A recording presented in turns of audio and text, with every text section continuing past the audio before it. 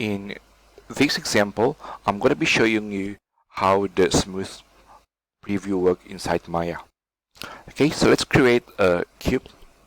So this cube is a very simple cube. Okay, but when I press 3 in my keyboard, which is a smooth preview mode, the cube suddenly turns into a sphere. Now, why is that happening? Okay, that's because this cube does not have a supporting edge around its corner. Okay, so I'm gonna put this cube back by pressing 1. So this is mode 1, it's default mode, and this is a smooth preview mode. Okay, so 1 and 3. So let's put this cube aside and press 3, and I'm gonna create another cube. But this time I'm gonna be placing a supporting edge around its border. So I wanna click insert edge loop. If you cannot find here, you need to go to mesh tool and then insert edge loop. Okay, and click that on its left portion. Okay, and once you place that and you press 3, which is a smooth preview, okay, so suddenly this cube, right, it's not so sphere anymore. Okay, that's because I already placed this extra line that goes around. Okay, and if I keep adding a line here, right, and I press 3, and again this side is getting more flat. Okay, 1 and 3, and again in order for you to make the cube a cube in a smooth preview, you need to add more line around its corner, or border rather. So let's do it. So I'm going to place here, I'm going to be placing there, and I'm going to be placing more, right, that, so everything becomes nice and sharp when I press 3. Okay, so you see the difference. So this is a cube with supporting edge. Oop. Right, so this is 1, this is 3, whereas this cube does not have supporting edge, and that's why when you press smooth preview, everything will become smooth and rounded. Okay, like that. Now, why is this important when you do modeling?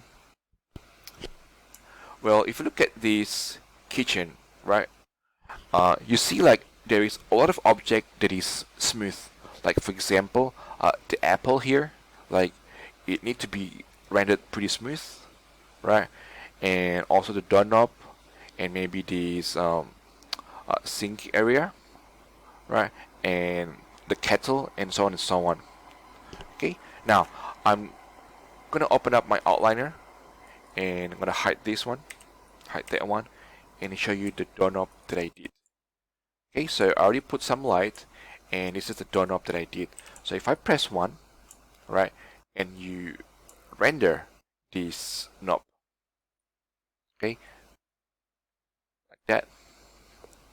Okay, you can see like this knob, it's very blocky, so it's not really smooth, so it's a little bit like faceted, they say.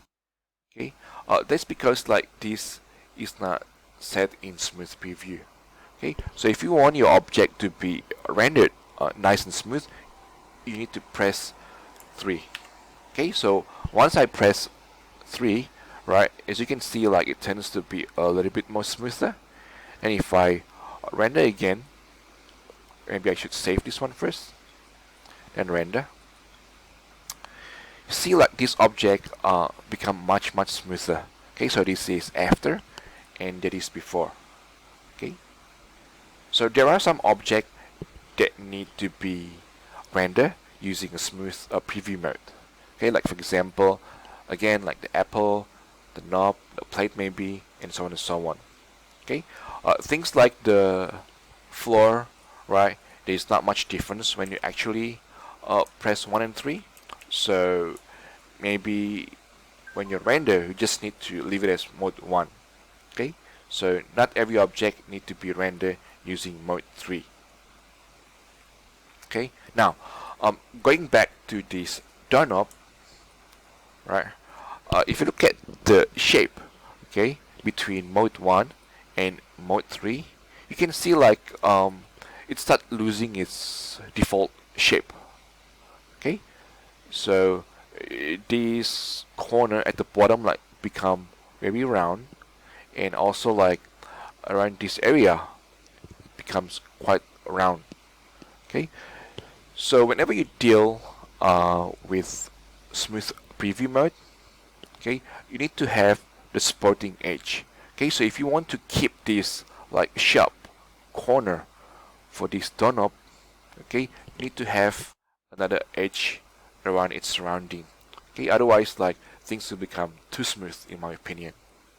Okay, so let's minimize this and let's add some sporting edges. Again, I'm going to be using this tool, right, and go back to mode 1 because it's much easier to see. Okay, with the same principle, just like the box, we're just going to add some line there, okay, around its edges where it's supposed to be sharp, and maybe I'm going to be adding here, right, maybe adding there, right, and maybe adding here. Okay, you can also add the line in mode 3, so I'm gonna be pressing 3, and as you can see, like we definitely need to add a line there. Okay, so I click there and I push it downward. Okay, as you can see, like it's getting much better shape because there is a sporting edge at the bottom. And maybe I'm gonna add one more. Right, gonna add one more, so everything's nice and smooth. And I'm gonna press this button, or Q is a shortcut for it. Okay, I'll give you my doorknob preview, and everything looks fine. And if I render, maybe I try to place in the same camera angle and save this image. And as you can see, like the doorknob suddenly become much better. Okay, so this is after, and that is before.